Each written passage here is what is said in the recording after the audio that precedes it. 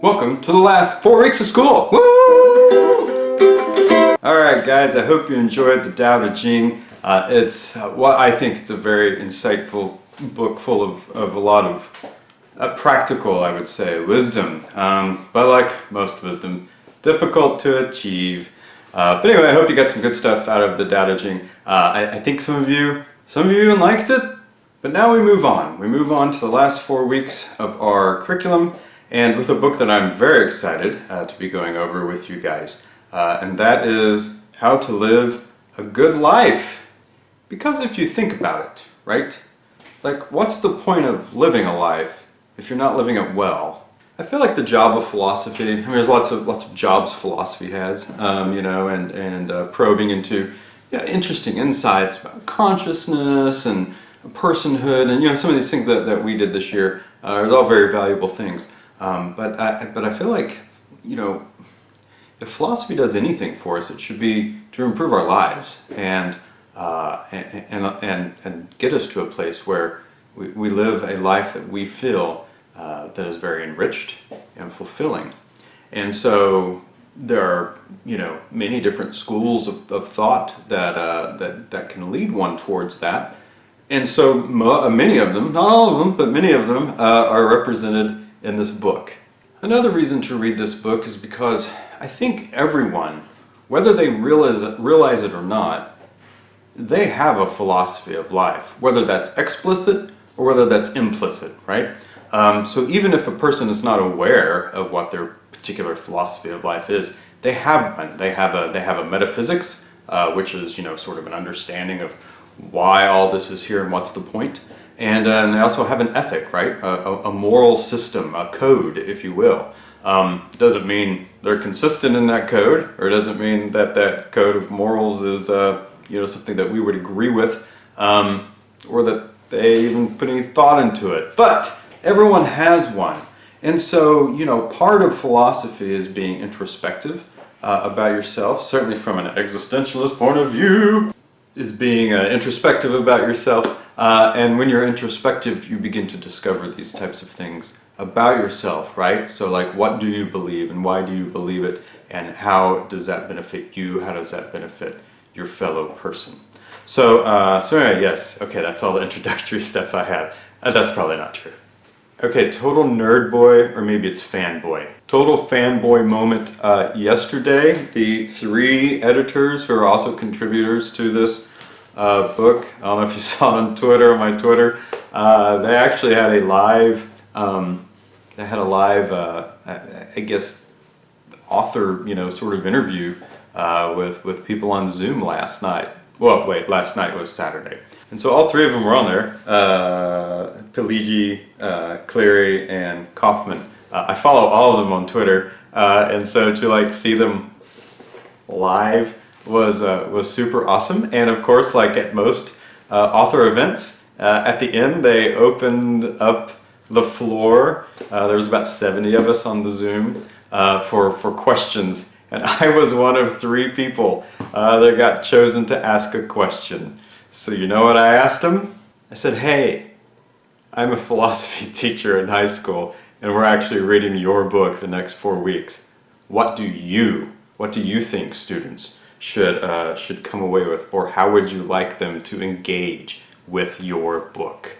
So I won't tell you everything that they said, but it should probably be evident. It will probably be evident in the assignments that we do. Anyway, I got to talk to them. Like, I talked to them. It was so cool. Okay. Let's get to the assignments. So if you have your book with you, which I assume you have it as an ebook, when you look in the table of contents, you will see that there are 4 groupings of philosophies of life or ways of living. What you will do is, for each group, there's 4 groups, for each group you have the choice. You will pick one. For instance, in the first chapter, or rather in the first group, there are 3. You have Buddhism, Taoism, and Confucianism. It is up to you which one of those you choose to read. We did just finish Taoism, so maybe you don't want to read that one, but But maybe you would like a different perspective, like you've read the primary source, now you can see what someone else says about it. But I would also say, Confucianism is kind of the yang to Taoism's yin, so that might be very interesting. And Buddhism, of course, is a widely practiced philosophy globally. It's the largest of those three. And you might also find that very interesting. So anyway, I could say something about every single one of those schools of thoughts and and groups. I will not bore you with all those. I do have my favorites, and if you want to know what my favorites are, which ones I recommend, you can certainly message me. I'll be glad to tell you, but I don't want to taint everyone's choices. So go through those.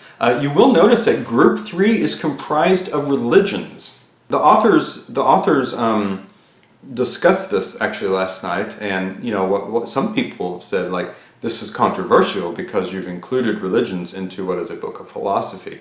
But then they also argued that some of the chapters or ways of living, philosophies of life, in Group 1 can also be considered religions, Buddhism, Confucianism, Taoism. But most people, or a lot of people, also recognize those as philosophies. They said religion met their criteria because the criteria was, one, the philosophy or way of living must have a metaphysics, which is like why we're here and what's our purpose. And then it also must have, an ethics or a moral code. And of course, all religions have a type of moral code. I will also say in the religious section, I guess this is true of any school of thought or philosophy, I would say that the religious opinions of any of the ones in Group 3 would probably be from what would be considered a progressive viewpoint. But you can say that about any philosophy. There's such a thing as a progressive viewpoint of Stoicism, or any of those things. Well, here we go. Looks like I'm making another long video. I'm really sorry. So you will choose one chapter from each group, or one school of philosophy or way of living from each group. For each one of those ways of living that you choose from the 4 groups, you will need to either do a video, a written paper, or discussion board. It depends on the week, so make sure you check the assignments. But with each one of those, you will be asking the same types of questions. In other words, you need to inform someone, whether that's me, whether that's your parents, whether that's the discussion board, whatever. You'll need to inform someone what that philosophy of living is all about. What are some things you liked about it? What are some things you disagree about it? What are some things that you would like apply to your own life and your own personal philosophy? So we'll do that with 4 philosophies of life or ways of living. And then as a final sort of cumulative assignment on the last week, you'll basically have a philosophy smackdown and come up with which one of those 4 that you read that you think is the best for you anyway, right? Also, the nice thing about this is, well, one, you have choice in which ones you read, but also there's nothing says that you can't read the rest of these, and so I certainly encourage you to do that. I think you'll find many of them very interesting. Okay, well, I was kind of doing this off the fly, so off the fly? That's kind of a weird phrase. On the fly? Anyway, I was doing this off the cuff. I don't know if it's any less weird. So I hope I included everything, but weekly, all the information you will need will be in Canvas. I will say week 2, which is calendar, which begins May 4th. You will have 2 due that week. You'll have 1 due on Tuesday, and 1 due on that Sunday, which is May 10th. I will outline all that this week to make sure you're aware of it, but you will have an assignment due on Tuesday and Sunday of the 2nd week. Anyway, you're very competent people. I'm sure you can keep up with that. Oh, and something I forgot to mention. Also, we have not had a class Zoom in a while, and this is a really good book to do it on, especially since we're all going to be reading different schools of philosophy. So let's plan on having weekly Zooms about the chapters we're reading on Thursdays at 11 a.m.